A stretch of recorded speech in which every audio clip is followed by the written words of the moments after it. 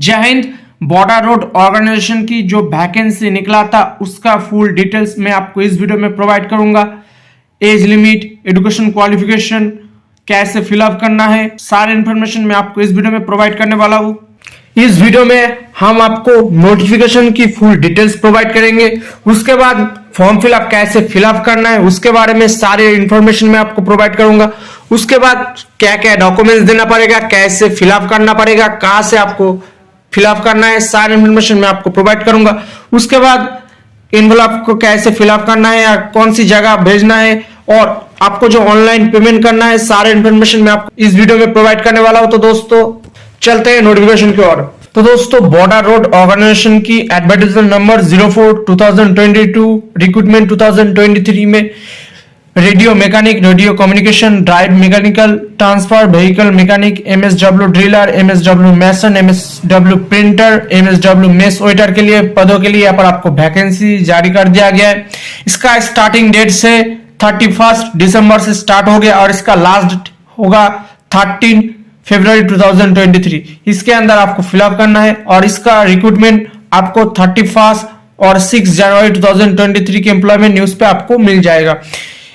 Application fees की बात करें तो जनरल, ईडब्ल्यूएस, ओबीसी और एक्स सर्विसमैन कैंडिडेट के लिए यहाँ पर आपको 50 रुपीज पे करना पड़ेगा और SC ST physical handicap candidate के लिए यहाँ पर बिल्कुल फ्री है और ये फॉर्म सिर्फ मेल कैंडिडेट ही अप्लाई कर सकते हैं। पे फीस आपको एसबीआई कलेक्ट के माध्यम से आपको पे करना पड़ेगा। कैसे पे करना है सारे इन्फॉर्मेशन मैं आपको फॉर्म फिलअप के टाइम आपको प्रोवाइड करूंगा। उसके बाद यहाँ पर आपका जो एज लिमिट बताया गया है, मिनिमम एज यहाँ पर आपको 18 से, एमएसडब्ल्यू के लिए 25 अगर आपका एज है तो आप फॉर्म फिलअप कर सकते हैं और आधार जो पोस्ट होगा उसमें आपको 27 तक अगर आपका एज है तो आप फॉर्म फिलअप कर सकते हैं और इसके साथ अगर आप एससी एसटी कैंडिडेट है तो आपको 32 और एमएसडब्ल्यू के लिए अगर आप आवेदन करते हो तो 30 ईयर तक आपको छूट मिलेगा। ओबीसी कैंडिडेट के लिए +3 यहाँ पर आपको छूट मिलेगा एक्स्ट्रा। इसके लिए आपको कास्ट सर्टिफिकेट और कास्ट फॉर्मेट में देना पड़ेगा। उसके बाद यहाँ पर जो जो पोस्ट रखा गया है जिसके बारे में मैंने ऑलरेडी आपको बता दिया पिछली वीडियो में। रेडियो मैकेनिक में यहाँ पर आपको 2 सीटें, ऑपरेटर कम्युनिकेशन में यहाँ पर 154 सीटें, ड्राइव मैकेनिक ट्रांसपोर्ट ओजी कारेंट में यहाँ पर आपको 7 सीटें, बैकलॉग में आपको 2 सीटें, टोटल आपको 9 सीटें, व्हीकल मैकेनिक में कारेंट में यहाँ पर आपको 235 और बैकलॉग में 1 सीट है। एमएसडब्ल्यू ड्रिलर के लिए यहाँ पर आपको 11 सीट है, एमएसडब्ल्यू मेसन के लिए 130 यहाँ पर आपको सीट रखा गया है, बैकलॉग में 19 सीट रखा गया है, टोटल आपको 149 सीट है एमएसडब्ल्यू मेसन के लिए। एमएसडब्ल्यू पेंटर के लिए 5 सीट है, एमएसडब्ल्यू मेस वेटर के लिए यहाँ पर आपको 1 सीट है। एमएसडब्ल्यू जैसे आप देख रहे हैं जो पोस्ट इसमें आपको 25 तक अगर आपका एज है तो आप फॉर्म फिलअप कर सकते हैं और एज रिलैक्सेशन आपको मिलेगा। बाकी सब पोस्ट में यहाँ पर आपका एज 27 तक रखा गया है। जिस पोस्ट में एससी ओबीसी ऐसे करके जो पोस्ट नहीं है वो कैंडिडेट जनरल के माध्यम से फॉर्म फिलअप कर सकते। जैसे यहाँ पर रेडियो मैकेनिक के लिए बात करें तो जनरल के लिए 2 सीट है, इसमें एससी एसटी और ईडब्ल्यूएस कैंडिडेट और ओबीसी कैंडिडेट के लिए कोई सीट रिजर्व नहीं है, लेकिन ये कैंडिडेट जनरल के माध्यम से फॉर्म फिलअप कर सकते।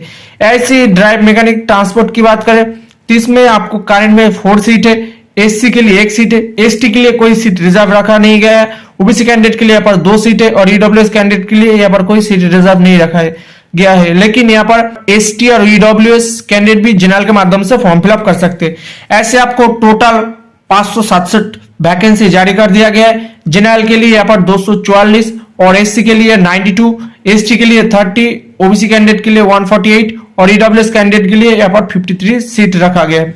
एलिजिबिलिटी क्राइटेरिया की बात करें यानी एजुकेशन क्वालिफिकेशन तो रेडियो मैकेनिक में यहाँ पर आपको एलिजिबिलिटी की बात करें तो मैट्रिकुलेशन पास होना चाहिए और आपको रेडियो मैकेनिक सर्टिफिकेट होना चाहिए।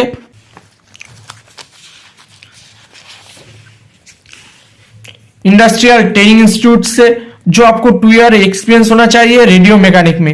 इन्हें गवर्नमेंट और पब्लिक प्राइवेट सेक्टर में आपको एक्सपीरियंस होना दिखाना पड़ेगा और इसके अलावा अगर आपके पास प्रोफिशिएंसी डिफेंस ट्रेड सर्टिफिकेट है, कोई आर्मी इंस्टीट्यूट और सिमिलर एस्टेब्लिशमेंट कोई डिफेंस क्षेत्र से 2 ईयर का तो आप फॉर्म फिलअप कर सकते हैं रेडियो मैकेनिक में। और इसके अलावा अगर आपके पास कोई class 1 course for wireless operator और keyboard as laid down in defence service में आपका रेगुलेशन है तो आप फॉर्म फिलअप कर सकते। और इसके अलावा अगर आप ऑपरेटर कम्युनिकेशन की बात करें तो इसमें आपको मैट्रिकुलेशन पास होना चाहिए, 10 पास होना चाहिए। इसके साथ आपको वायरलेस ऑपरेटर और रेडियो मैकेनिक सर्टिफिकेट होना चाहिए किसी भी इंडस्ट्रियल ट्रेनिंग इंस्टीट्यूट से। और इसके अलावा अगर आपके पास कोई डिफेंस ट्रेड्स सर्टिफिकेट है आर्मी इंस्टीट्यूट और सिमिलर एस्टेब्लिशमेंट डिफेंस क्षेत्र से और आपको नॉलेज है रेडियो टेक्नोलॉजी में तो आप फॉर्म फिलअप कर सकते हैं। और इसके अलावा अगर आपके पास कोई क्लास 1 कोर्स है वायरलेस ऑपरेटर और कीबोर्ड लेस डाउन में डिफेंस क्षेत्र से रेगुलेशन और क्वालिफिकेशन रेगुलेशन और सोल्डर फॉर्म ऑफिस रिकॉर्ड से है तो आप फॉर्म फिलअप कर सकते हो। और ऐसे ही आपको सिमिलर एस्टेब्लिशमेंट कोई डिफेंस क्षेत्र से अगर आपका रेडियो टेक्नोलॉजी में कोई नॉलेज है आपका सर्टिफिकेट है तो आप ऑपरेटर कम्युनिकेशन में फॉर्म फिलअप कर सकते हैं। MSW ड्रिलर की बात करें तो यहाँ पर आपको मैट्रिकुलेशन पास होना चाहिए, मिनिमम आपको 10 पास होना चाहिए and should quality and proficiency test देना पड़ेगा जब आपका ट्रेड टेस्ट होगा बॉर्डर रोड ऑर्गेनाइजेशन के द्वारा। उसके बाद यहाँ पर आपको फिजिकली टेस्ट देना पड़ेगा बॉर्डर रोड ऑर्गेनाइजेशन गाइडलाइन के अकॉर्डिंग और आपको शुड मीट फिजिकली और मेडिकल स्टैंडर्ड होना चाहिए फॉर इस ट्रेड के लिए आपको ये क्षमता दिखाना पड़ेगा। ड्राइवर मैकेनिक ट्रांसपोर्ट ओजी की बात करें तो यहाँ पर आपको मैट्रिकुलेशन पास होना चाहिए और proficiency in heavy motor driving licence होना चाहिए, यानी आपको हेवी मोटर व्हीकल चलाने के लाइसेंस होना चाहिए। इसके अलावा अगर आपके पास कोई क्लास 3 पास है for drive plant mechanical transport में as laid down in defence क्षेत्र से रेगुलेशन के अकॉर्डिंग और इसमें आपको क्वालिफिकेशन दिखाना पड़ेगा सोल्जर के यहाँ पर आपका है तो आप फॉर्म फिलअप कर सकते हैं। और ऐसे सिमिलरली एस्टेब्लिशमेंट कोई डिफेंस क्षेत्र से आपका कोई नॉलेज है तो आप फॉर्म फिलअप कर सकते हैं। व्हीकल मैकेनिक की बात करें तो इसमें आपको मैट्रिकुलेशन पास होना चाहिए और इसके साथ आपको मोटर व्हीकल और डीजल हीट इंजन में आपको सर्टिफिकेट रहना होगा।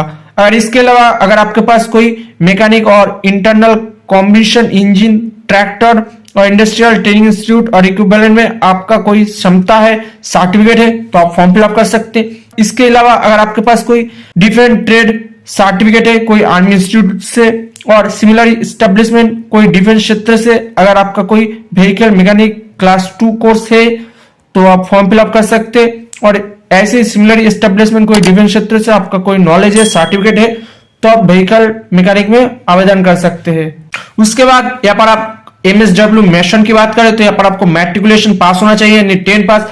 इसके साथ आपको प्रोफिशिएंसी सर्टिफिकेट दिखाना पड़ेगा बिल्डिंग इंस्टीट्यूट और ब्रिक मैशन में कोई industrial training institute industrial trade certificate national council और वोकेशनल ट्रेड में स्टेट काउंसिल के द्वारा जो ट्रेनिंग होता है उसमें आपको सर्टिफिकेट दिखाना पड़ेगा और अगर आपका सर्टिफिकेट है तो आप मैसन के लिए आवेदन कर सकते हैं। उसके बाद यहाँ पर आपका कोई और क्लास 2 मैसन डिफेंस सर्विस रेगुलेशन के अकॉर्डिंग आपको क्वालिफिकेशन है तो आप फॉर्म फिलअप कर सकते हैं। और इसके अलावा अगर आपके पास कोई प्रोफिशिएंसी टेस्ट है जो आप बॉर्डर रोड ऑर्गेनाइजेशन में आपका ट्रेड टेस्ट होगा तो आपको दिखाना पड़ेगा और फिजिकली टेस्ट होगा तब आपको क्षमता दिखाना जरूरी है तो आप MSW मैशन के लिए आप आवेदन कर सकते हैं। उसके बाद अगर आप MSW पेंटर की बात करें तो आपको मैट्रिकुलेशन पास होना चाहिए और आपको पेंटर सर्टिफिकेट दिखाना पड़ेगा ट्रेनिंग इंस्टीट्यूट और इंडस्ट्रियल ट्रेड सर्टिफिकेट और नेशनल काउंसिल के द्वारा और आपको वोकेशनल ट्रेड और स्टेट काउंसिल में अगर आपका सर्टिफिकेट है तो आप फॉर्म फिलअप कर सकते हैं। और आपको पास होना चाहिए क्लास 2 कोर्स और पेंटिंग में और लेट डाउन दिखाना पड़ेगा आपको डिफेंस सर्विस रेगुलेशन के अकॉर्डिंग और इसमें आपको क्वालिफिकेशन है फॉर सोल्जर के लिए तो आप फॉर्म फिलअप कर सकते हैं। और ऐसे अगर आपके पास कोई प्रोफिशिएंसी टेस्ट है बॉर्डर रोड ऑर्गेनाइजेशन के द्वारा तो आपको दिखाना पड़ेगा। उसके बाद आपको शूट क्वालिटी फिजिकल टेस्ट यानी आपका जब फिजिकल टेस्ट होगा तो आपको इसमें क्वालिफाई करना जरूरी है। उसके बाद आपको meet physical and medical standard पे भी आपको पास होना चाहिए जब आपको ये आपके अकॉर्डिंग आपका एग्जाम लिया जाएगा। उसके बाद MS वेटर की बात करें तो आपको मैट्रिकुलेशन पास होना चाहिए और आपको इस ट्रेड में आपको आपका नॉलेज और ट्रेड टेस्ट के अकॉर्डिंग आपको क्षमता दिखाना पड़ेगा और फिजिकली टेस्ट आपका जब होगा तो आपको फिजिकली होना चाहिए। जब आपका एग्जाम होगा तो इसमें आपको सफलता दिखाना जरूरी है। उसके बाद इसमें सिलेक्शन प्रोसीजर की बात करें तो पहला आपका रिटन टेस्ट होगा। इसमें अगर आप क्वालिफाई करते हो तो आपको फिजिकल टेस्ट और PST और PET के लिए बुलाया जाएगा। उसमें अगर आप क्वालिफाई करते हो तो इसमें आपको ट्रेड टेस्ट लिया जाएगा। जिस ट्रेड के लिए आपको ट्रेड टेस्ट दिखाना पड़ेगा, आप जिस पोस्ट के लिए आवेदन करेंगे उसमें आपको ट्रेड टेस्ट देना पड़ेगा। उसके बाद आपका डॉक्यूमेंट्स वेरिफिकेशन किया जाएगा उसी दिन। उसके बाद आपका मेडिकल क्वालिफिकेशन किया जाएगा, उसमें अगर आप पास करते हो तो आपको ज्वाइनिंग लेटर भेजा जाएगा आपका सिलेक्शन के लिए। उसके बाद इसमें जो जो डॉक्यूमेंट्स लगेगा इसके बारे में हम आपको प्रोवाइड करूंगा। आपको पासपोर्ट साइज फोटोग्राफ देना पड़ेगा एप्लीकेशन के ऊपर, और आपको फी रिसिप्ट दिखाना पड़ेगा। अगर आप जनरल, ईडब्ल्यूएस, ओबीसी और एक सर्विसमैन कैंडिडेट है तो आपको 50 रुपीज पे करना पड़ेगा ऑनलाइन में, तो इसका रिसिप्ट भी आपको देना पड़ेगा। और इसमें आपको प्रूफ ऑफ रेसिडेंट यानी पीआरएस सर्टिफिकेट दिखाना पड़ेगा, एसेंशियल एजुकेशन क्वालिफिकेशन दिखाना पड़ेगा। आप जिस पोस्ट के लिए आवेदन करेंगे उस पोस्ट के हिसाब से जो एजुकेशन क्वालिफिकेशन है वो भी दे सकते हो, नहीं तो अगर आपके पास कोई हाईएस्ट एजुकेशन क्वालिफिकेशन है तो आप भी दे सकते हो। कास्ट सर्टिफिकेट देना पड़ेगा, अगर आप किसी कास्ट से आते हो, SC, ST, OBC, EWS, physically handicap candidate जो भी है यहाँ पर आपको दिखाना पड़ेगा। प्रूफ ऑफ ईडब्ल्यूएस सर्टिफिकेट, आपको ईडब्ल्यूएस सर्टिफिकेट के अंदर आप आते हो तो ईडब्ल्यूएस सर्टिफिकेट दिखाना पड़ेगा। डोमिसाइल सर्टिफिकेट दिखाना पड़ेगा यानी स्थायी बासिंदा का। डिस्चार्ज सर्टिफिकेट, अगर आप एक सर्विसमैन है किसी जगह काम करते हो तो आपको डिस्चार्ज सर्टिफिकेट दिखाना पड़ेगा। अगर आप फिजिकली हैंडीकैप कैंडिडेट है तो आपको फिजिकली हैंडीकैप सर्टिफिकेट दिखाना पड़ेगा। और all testimonial copies by attested gazetted officer और सेल्फ अटेस्टेड, यानी सारे जो फोटो कॉपी देंगे, जो जो डॉक्यूमेंट्स देंगे उसके ऊपर आप गैजेटेड ऑफिसर से भी सिग्नेचर करा सकते हो, नहीं तो आपको सेल्फ अटेस्टेड भी चलेगा। उसके बाद सारे एप्लीकेशन को फिलअप करने के बाद, अटेस्टेड करने के बाद आपको इस एड्रेस पे भेजना पड़ेगा। टू देकर the command BR school and centre Dighi camp Pune 411015, इस एड्रेस पे आपको भेजना पड़ेगा रजिस्टर पोस्ट के माध्यम से। और आपको application for the post of देकर आप जिस पोस्ट के लिए आवेदन करेंगे, जैसे यहाँ पर जो जो पोस्ट निकला है इसके अकॉर्डिंग, जो आप पोस्ट के अकॉर्डिंग आप फिलअप करोगे उसी पोस्ट यहाँ पर आपको लिखना पड़ेगा। उसके बाद कैटेगरी देकर आपका जो कास्ट है, जनरल है तो general, SC, ST, OBC, EWS, ESM, CPL जो भी है आपको यहाँ पर लिखना पड़ेगा। उसके बाद यहाँ पर ओएट परसेंटेज, यानी आप जिस पोस्ट के लिए आवेदन करेंगे उसके अकॉर्डिंग जो क्वालिफिकेशन है उसका जो परसेंटेज है यहाँ पर आपको देना पड़ेगा। और सारे एप्लीकेशन फॉर्म आपको रजिस्टर पोस्ट के माध्यम से भेजना जरूरी है, नहीं तो आपका फॉर्म रिजेक्ट हो सकता है। तो सारे आपका नोटिफिकेशन के बारे में मैं आपको प्रोवाइड कर दिया।